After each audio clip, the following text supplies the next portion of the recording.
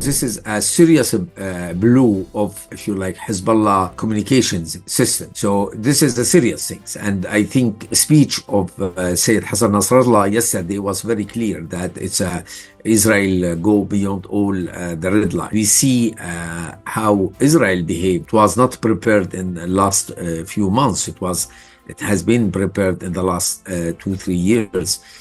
Creating a front company where they can attract Iranian and Hezbollah client to buy Bejar and Tokiwiki. And we know now that fact is very interesting. Well, as we know, we have in Lebanon 37 people killed, in addition of around 3,500 injured. Among them, many civilians, including kids, women, medical doctors, nurses. So this is why I think this is a terrorist attack against Lebanon. This has a tremendous psychological effect on Lebanese population, because it's also remind them the last 3 years ago in the harbor of Beirut. So it's a compound trauma, if you like, or continuous trauma from what is going on in the region, and particularly the genocidal war on Gaza. So I think the intelligence flew of or attempt to undermine Hezbollah communications. In fact, yes, it was a serious blow Hezbollah communication system. But does this undermine Hezbollah capability of intervening in case of Israeli aggression? I'm not sure. I think Hezbollah infrastructure is still very strong and rely on a different mode of communications. But nevertheless, I think it is a very serious things happened in last week. Well, as you know now, it's very interesting. I have friends over dinner yesterday, and they told me that their kids now, they don't sleep and next to them their mobile phone. So mobile, which is really was so close to us, and in terms of following news, social media, and so on, now we become a source of nuisance and a killer.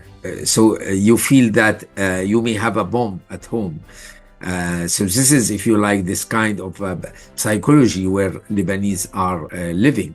In addition, of course, of bombardments, yesterday airplane war, sound bomb, very heavy, as if there is a too heavy bombardment in Beirut. We heard it. So, if you like, Israel is always remind Lebanon that they can undermine not only their security, but their very basic life, if you like, features, like eating, drinking, living normally. So yeah, then this psychology that Lebanese people are living now. This is a serious blow of, if you like, Hezbollah communications system.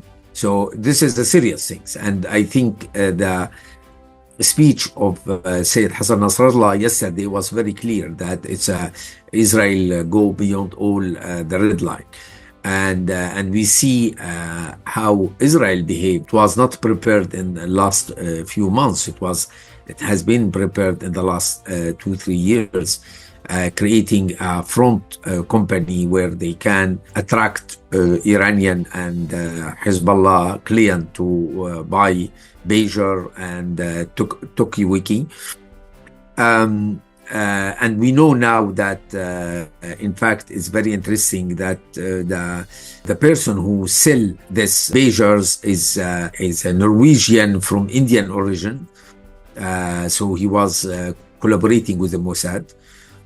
So the news today showed that, in fact, it was kind of a very long planning operation. And it reminds us, if you like, the way Israelis travel, many Ethiopian Jews from Sudan to Israel, through a front company, tourist company. It's like a resort, but in fact, they were sailing many Ethiopian Jews. So Israel is work really in a very systematic way on this intelligence. And lastly, they saw some dividend. Again, this war, more and more we realize it's a drone and telecommunication war, much more than a classical war of bombardment, etc. Actually, it's very interesting that Hamas win many episodes in this protracted genocidal war because they have a very, I would say, primitive way of communications, not relying on technology. Hezbollah is heavily relying in technology. This is why what happened last week or this week definitely is affecting its communication system. Well, it is, if you like, I think in this situation, we always have a kind of mixed feeling between helpless that we see every day, around 50 Palestinians killed in Gaza, and some Lebanese, in addition of bombardment and destruction of houses and apartments.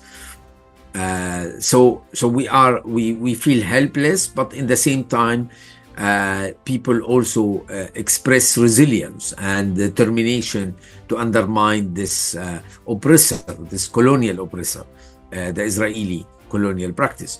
And I think what is going on worldwide is very interesting. You know that we are expecting this next week an arrestation warrant against Gallant and Netanyahu. Also, what the vote in the last few days ago of the UN General Assembly, where the sweeping majority of the world they consider Palestinian territories in West Bank and Gaza as illegal occupation and request from Israel to withdraw within 1 year. So you see, this is this kind of this show us that we keep this mixed feeling between being helpless, but also rely on international solidarity, whether from the Arab world, from Muslim world, but also from the humanity or all the free people who really care about the decolonization of Palestinian territories.